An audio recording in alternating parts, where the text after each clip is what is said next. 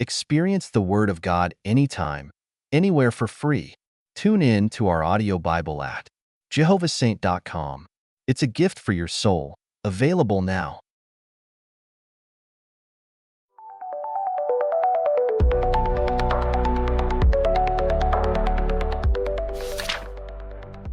Welcome back, everyone. Today, we're diving into a topic that's as old as civilization itself, money creation. You know, it all started with a rock. Yes, a rock.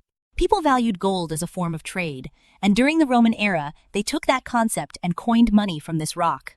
Can you imagine the first person who said, "Hey, do some work for me and I'll give you this rock"? I mean, that must have been a revolutionary moment. And then, who was the genius that first printed a dollar bill and said, "Work for me and I'll give you this dollar bill. It's valuable"? Wow. That's fascinating. So, the whole concept of money just started with a rock? I mean, that's kind of wild. But wait, if you printed a dollar bill and someone worked for you, and then you asked for 10% back in taxes, wouldn't that mean they have to work even harder just to pay you back? Exactly.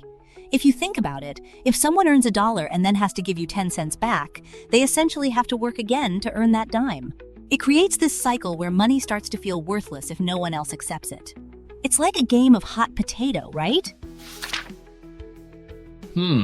That's a really interesting analogy.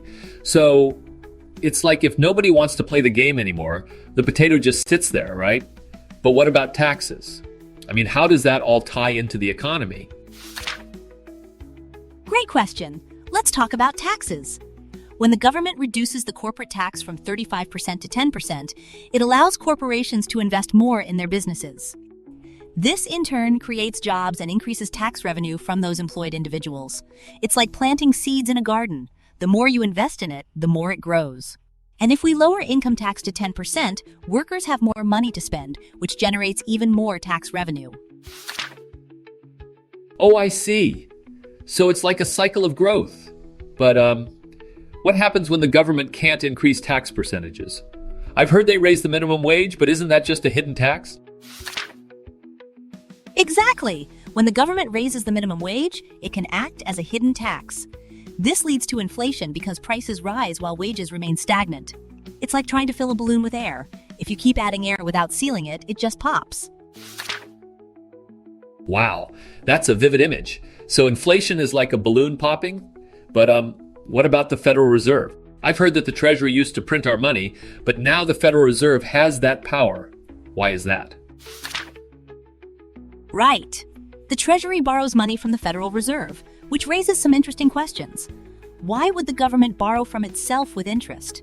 It's like lending your friend a dollar and then asking for a quarter back. The U.S. government is in significant debt, but to whom? That's a real head scratcher. So do you think the power to print money should go back to the U.S. Treasury? Absolutely. I believe the Treasury should have the power to print money at 0% interest, empowering the people. You know, the Bible even states, "You shall not charge interest to your brother," which suggests that the Federal Reserve shouldn't charge interest to the government. Wow, that's a powerful statement. So, if we took that power back, it could really change the game, huh? What do you think, listeners? Share your thoughts. In our journey through life, we often seek guidance and wisdom beyond our own understanding. St. Michael's prayer is a beautiful expression of this desire, a heartfelt plea for divine intervention and alignment with Jehovah's will. It serves as a reminder of the profound connection we can cultivate with the divine, allowing us to become vessels of his wisdom and love. St. Michael's prayer: I pray for Jehovah to speak through me all the time, and I pray for Jehovah to remove all my thoughts and implant his thoughts all the time, as I do not even want my thoughts.